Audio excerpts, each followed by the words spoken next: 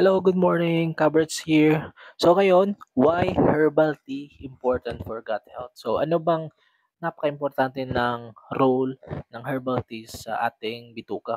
Okay? So yung herbal tea guys is one of the most powerful support for gut of gentle and powerful way to support our gut health. So here is why. Um, it help with digestion, it help with inflammation, it help also is microbial balance. So yung mga herbal tea is important for your gut. So number one, soothe the digestion tract. Herbal teas like we have peppermint, sambong is antispasmodic and anti-inflammatory properties. They help relax muscles and in the gut, reducing cramping, bloating, and gas. Number two, we have reduces inflammation. Kung mahilig tayo sa mga fast foods, mga fry foods, mga ganyan, mga inflammation sa katawan natin. So it will help reduce inflammation towards that. Kasi yung inflammation dito ay maganda sa atin. Okay? So number three, we have support healthy gut bacteria. Some herbs have mild prebiotic effects, feeding good gut bacteria.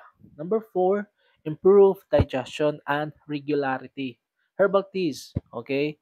They can also aid in breaking down fats and improving bile flow. Okay? So number five, we have help with stress. Okay, kung stress kayo, saan man kayo sa dapit ng mundo, kung stress kayo, pwedeng-pwede din kayo mag-take with herbal teas. The gut and the brain are connected via gut-brain axis. Calming herbs can help reduce stress, indirectly improving digestions and gut health. So, ito yung tips na bibigay ko po sa inyo guys. Drink 1 to 2 cups a day. So kung bago pa kayo sa mga herbal teas, pwede kayong mag-drink ng isang beses lang para yung katawan natin medyo ma-warm. Avoid too overly sweet herbal tea blends. Natural talaga is the best.